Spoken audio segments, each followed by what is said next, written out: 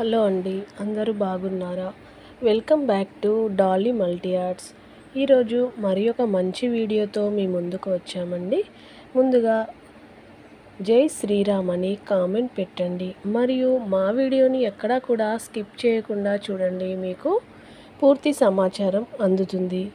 ఈ వీడియోలో మనం రామనవమిని ఎలా జరుపుకోవాలో మరియు శ్రీరాముణ్ణి ఏ పువ్వులతో పూజిస్తే మనకి అఖండ ఐశ్వర్యం లభిస్తుందో తెలుసుకుందాం. హిందువులు జరుపుకునే ముఖ్యమైన పండుగలలో శ్రీరామనవమి ఒకటి. ప్రతి సంవత్సరం చైత్రశుద్ధ నవమి నాడు శ్రీరామనవమి పండుగ వస్తుంది. పునర్వసు నక్షత్రపు కర్కాటక లగ్నంలో సరిగ్గా అభిజిత్ ముహూర్తంలో, అంటే మధ్యాహ్నం 12 గంటలకు శ్రీరాముడు జన్మించాడు. శ్రీరాముడు జన్మించిన రోజున శ్రీరామనవమి పండుగను జరుపుకుంటారు. అలాగే సీతారాముల కళ్యాణం కూడా ఈ రోజునే జరిగిందంట.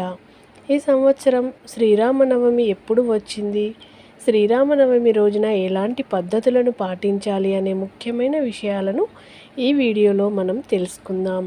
ముందుగా మా వీడియోకి ఒక లైక్ కొట్టి మా ఛానల్ని సబ్స్క్రైబ్ చేసుకోవడం మర్చిపోకండి ఫ్రెండ్స్. ఈ నెల ఏప్రిల్ 6వ తేదీన ఆదివారం నాడు శ్రీరామనవమి వచ్చింది. శ్రీరామనవమి వచ్చేలోపు ఇల్లంతా శుభ్రం చేసుకొని ఇంట్లో ఉన్న పాత వస్తువులను తీసేయండి.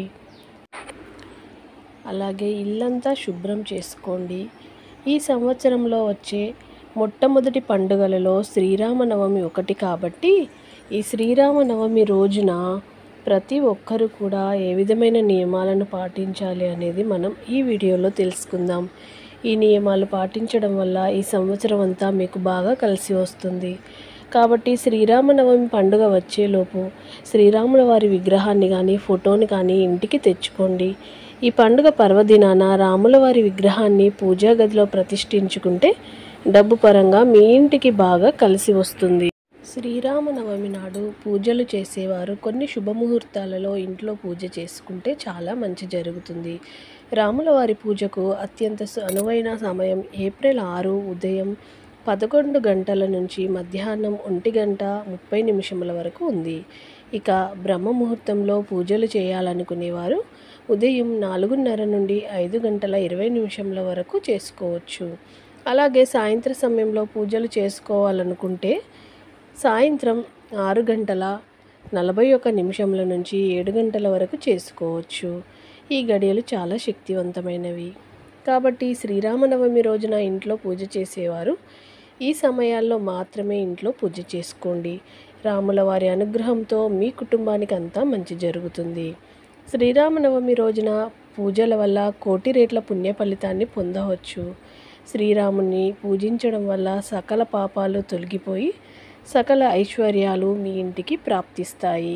శ్రీరామనవమి రోజున పూజ చేసేవారు పసుపు రంగు వస్త్రములను ధరించితే చాలా మంచిది. ఎవరైతే పసుపు రంగు వస్త్రాలను ధరిస్తారో వారికి విపరీతమైన అదృష్టం కలిసి వస్తుంది. జీవితంలో ఐశ్వర్యానికి కొరత ఉండదు.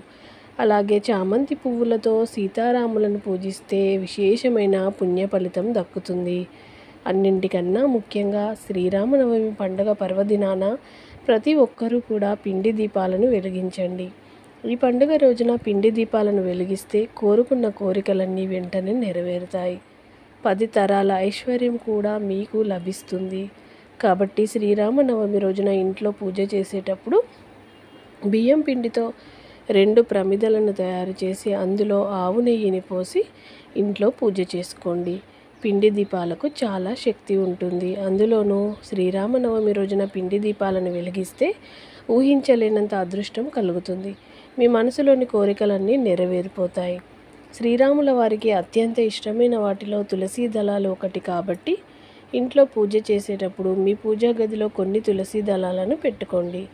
తులసి దళాలతో శ్రీరాముణ్ణి పూజిస్తే మీ ఇంటికి ఐశ్వర్యం, కుబేర రాజయోగం ప్రాప్తిస్తుంది. ఏళ్ళనాటి శని దోషాలు తొలగిపోతాయి. విపరీతమైన డబ్బు కలిసి వస్తుంది. సంవత్సరం అంతా కూడా భోగభాగ్యాలతో హ్యాపీగా ఉంటారు. కాబట్టి ఇంతటి గొప్ప అవకాశాన్ని మాత్రం వదులుకోవద్దు. శ్రీరామనవమి రోజున పూజ చేసే ముందు కొన్ని అక్షంతలను తయారు చేసుకొని మీ పూజా గదిలో పెట్టుకోండి. ఇంట్లో పూజ పూర్తయిన తర్వాత ఆ అక్షంతలను తలపైన వేసుకోండి. ఈ అక్షంతలకు ఎంత దైవశక్తియో ఉంటుంది. కాబట్టి మీ కుటుంబం అంతా కూడా అక్షంతలను వేసుకొని రాముల వారికి నమస్కారం చేసుకోండి.